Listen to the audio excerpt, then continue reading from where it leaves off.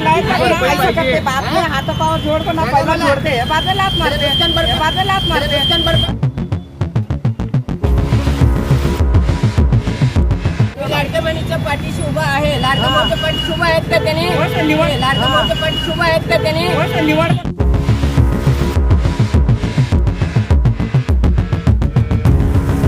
सोलापूर महानगरपालिकेच्या अतिक्रमण विभागाने काल आसरा चौकात केलेली धडाकेबाज कारवाई शहरात चर्चेचा विषय ठरली आहे। सोलापूर महापालिकेच्या अतिक्रमण पथकाचे प्रमुख अधिकारी जगन्नाथ बनसोडे यांच्या नेतृत्वाखाली आसरा चौकातील अतिक्रमित बांधकामे, दुकाने आणि इतर अवैध बांधकामांवर बुलडोजर फिरवले। यामुळे रस्त्यावरील अतिक्रमण मोठ्या प्रमाणात हटवले गेले असून सार्वजनिक जागा मोकळी झाली आहे। या कारवाई दरम्यान काही प्रभावित व्यापारी आणि स्थानिक नागरिकांनी नाराजी व्यक्त केली असून याचा संबंध थेट राजकारणाशी जोडला आहे।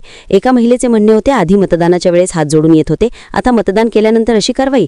तर दुसऱ्या व्यक्तीने सांगितले, आम्हीही लाडके भाऊ आहोत ना, मग कारवाई का? नुकसान भरपाई द्या, अशा प्रतिक्रिया सोशल मीडियावर आणि रस्त्यावर उमटल्या आहेत। काहींनी ही कारवाई राजकीय दबावाखाली असल्याचंही म्हटले, मात्र शहरातील बहुतांश नागरिकांनी या कारवाईचे स्वागत केले आहे। शहरातील रस्ते आणि चौक मोकळे होणे गरजेचे आहे। अतिक्रमणामुळे ट्रॅफिक जाम आणि अपघात वाढतात, अशी प्रतिक्रिया अनेकांनी दिली। पालिकेच्या या कठोर भूमिकेचे कौतुक होत असून अशा कारवाया इतर भागातही सातत्याने व्हाव्यात, अशी मागणी होत आहे। अतिक्रमण विभागाने सांगितले की ही कारवाई कायद्यानुसार आणि कोणताही भेदभाव न करता करण्यात आली आहे। सार्वजनिक जागा मोकळ्या करण्यासाठी अशा मोहिमा नियमितपणे सुरू राहतील। सोलापूर शहर अधिक सुव्यवस्थित आणि सुंदर होण्यासाठी ही कारवाई महत्त्वाची पावले ठरत आहे। सोलापूर महानगरपालिका नागरिकांसाठी नागरिकांनी तुमच्या मताची नोंद करा। ही कारवाई योग्य की अन्याय कमेंटमध्ये सांगा।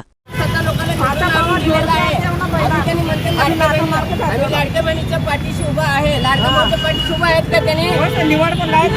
करते बाद में हाथों पाँव जोड़ को ना पहला जोड़ते हैं बाद में लात मारते हैं।